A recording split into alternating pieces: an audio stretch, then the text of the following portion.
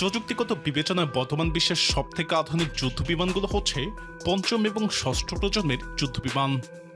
America, Russia এবং চীনের পাশাপাশি চতুর্থ দেশ হিসেবে তুরস্ক এই ধরনের বিমান তৈরি করতে পেরেছে। অথচ প্রযুক্তিতে অনেক এগিয়ে থাকা ফ্রান্স, ব্রিটেন, জার্মানির মতো ইউরোপীয় দেশগুলো এ ধরনের বিমান তৈরি করতে পারেনি। বিশ্বের সবথেকে শক্তিশালী 7টি বিমান সম্পর্কে জানতে পুরো ভিডিওটি দেখতে থাকুন। তালিকা 7 নম্বরে আছে তুরস্কের পঞ্চম প্রজন্মের স্টেলথ যুদ্ধবিমান কান। তুরস্কের কান শুধু একটি পঞ্চম প্রজন্মের স্টেলথ যুদ্ধবিমান নয়, এটি এমনভাবে ডিজাইন করা হচ্ছে যাতে ভবিষ্যৎ নেটওয়ার্ক কেন্দ্রিক আকাশযুদ্ধের সঙ্গে খাপ খাইয়ে নিতে পারে।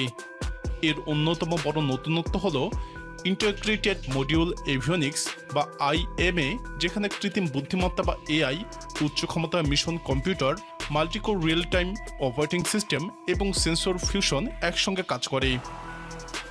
এর ফলে radar, electronic warfare, electro optical sensor এবং যোগাযোগ ব্যবস্থা থেকে আসা তথ্য তাৎক্ষণিকভাবে একত্রিত হয়ে পাইলটকে একটি পূর্ণাঙ্গ যুদ্ধচিত্র দেখাতে পারে, যা সিদ্ধান্ত নেওয়ার সময় উল্লেখযোগ্যভাবে কমিয়ে দেয়।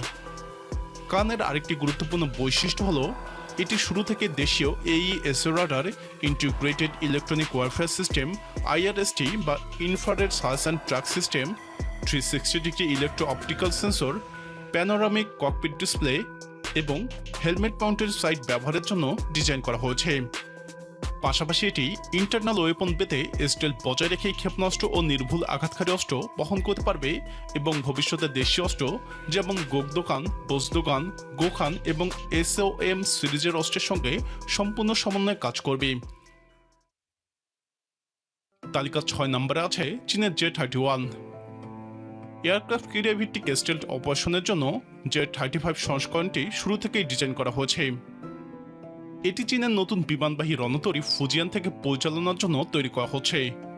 ইলেকট্রোম্যাগনেটিক ক্যাটাপোল্ট ব্যবহারের মাধ্যমে এটি বেশি জ্বালানি এবং বেশি অস্ত্র নিয়ে উড্ডয়ন করতে পারবে। এই সমন্বয়ে ভবিষ্যতে সমুদ্রভিত্তিক বিমান অভিযানে চীনের সক্ষমতা উল্লেখযোগ্যভাবে বাড়তে পারে। J-31কে নেটওয়ার্ক কেন্দ্রিক যুদ্ধ মাথায় রেখে তৈরি করা হচ্ছে। ভবিষ্যতে এটি অন্যান্য যুদ্ধবিমান, AWACS, যুদ্ধজাহাজ এবং মানববিহীন যুদ্ধ ড্রোনের সঙ্গে রিয়েল টাইম ডেটা আদান প্রদান করে একটি সমন্বিত যুদ্ধ ব্যবস্থার অংশ হিসেবে কাজ করবে।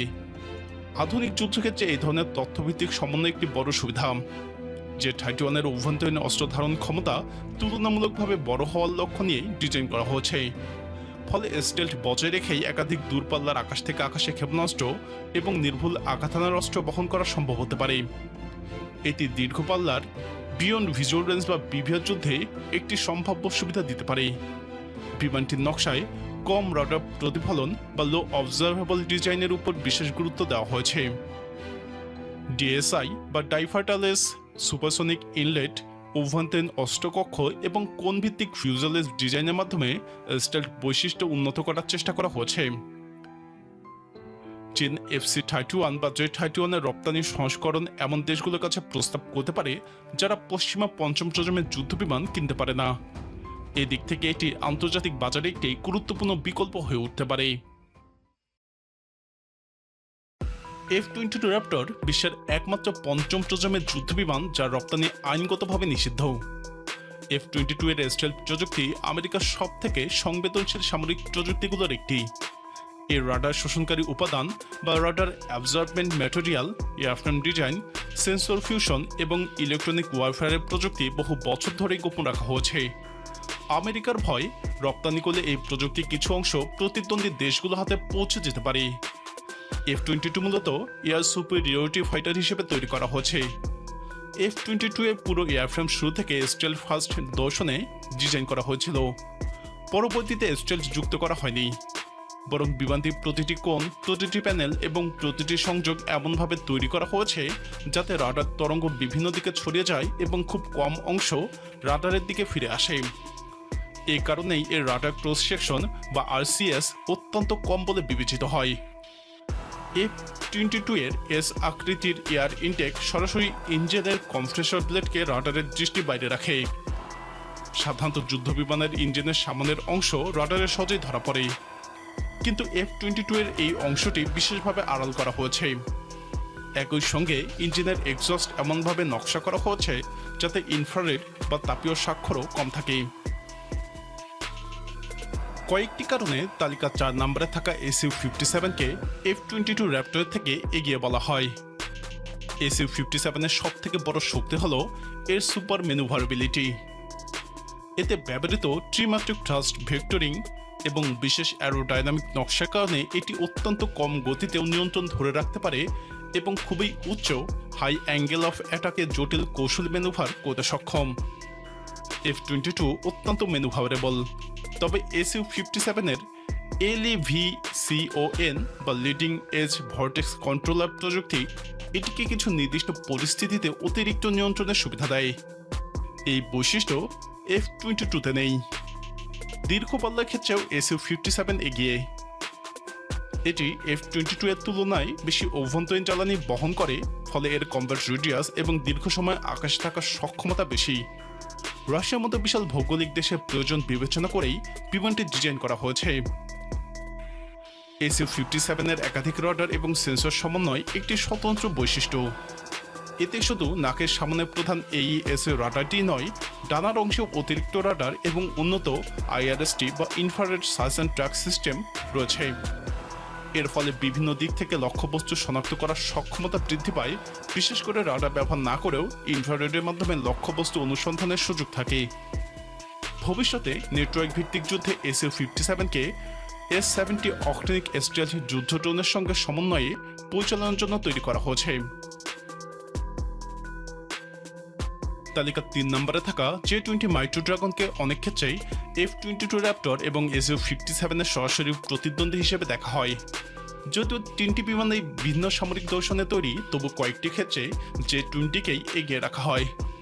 স্টেলথ ডিজাইনের দিক থেকে অনেক বিশ্লেষক মনে করেন J-20 SU-57-এর থেকে এগিয়ে।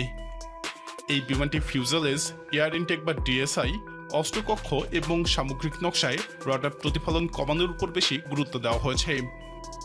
কমব্যাট রেডিয়াস J-20-এর অন্যতম বড় শক্তি। এটি F-22 এর তুলনায় বেশি অভ্যন্তরীণ জ্বালানি বহন করে, ফলে দীর্ঘ দূরত্বের টহল এবং অভিযান পরিচালনা করতে পারে।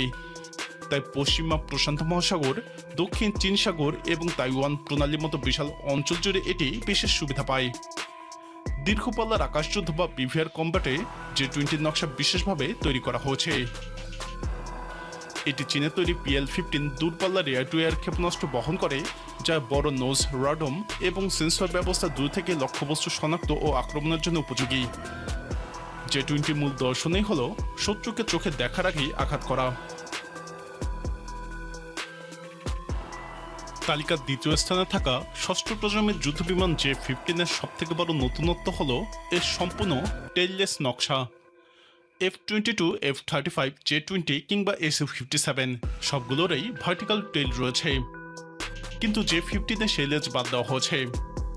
এর ফলে রডারের প্রতিফলন আরও কমানোর চেষ্টা করা হয়েছে এবং বিমানের স্টেলথ বৈশিষ্ট্য পঞ্চম প্রজন্মের বিমানের চেয়েও উন্নত হতে পারে বলে ধারণা করা হচ্ছে। এর আরেকটি সম্ভাব্য সুবিধা হল উন্নত সেন্সর ফিউশন এবং নেটওয়ার্ক কেন্দ্রিক যুদ্ধ। ভবিষ্যতের যুদ্ধক্ষেত্রে শুধু নিজের রাডার নয়, বরং স্যাটেলাইট, AWACS, ড্রোন, যুদ্ধজাহাজ এবং অন্যান্য প্ল্যাটফর্ম থেকে পাওয়া তথ্য একত্রে করে তাৎক্ষণিক সিদ্ধান্ত নেওয়ার সক্ষমতাকে অগ্রাধিকার দেওয়া হচ্ছে।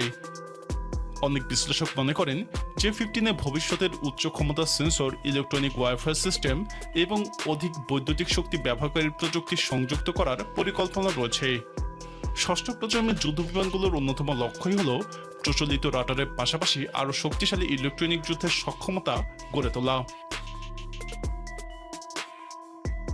এলিয়েন ডিজাইনের চীনের J-36 শুধু একটি নতুন যুদ্ধবিমানই নয়, বরং ভবিষ্যতের আকাশ যুদ্ধের ধারণাই বদলে দিতে পারে। এর বিশাল টেইললেস স্টেলথ ডিজাইন, 3টি ইঞ্জিন, বড় অভ্যন্তরীণ অস্ত্রকক্ষ এবং দীর্ঘপাল্লার অভিযানের উপযোগী নকশা এটিকে প্রচলিত পঞ্চম প্রজন্মের যুদ্ধবিমান থেকে আলাদা করছে।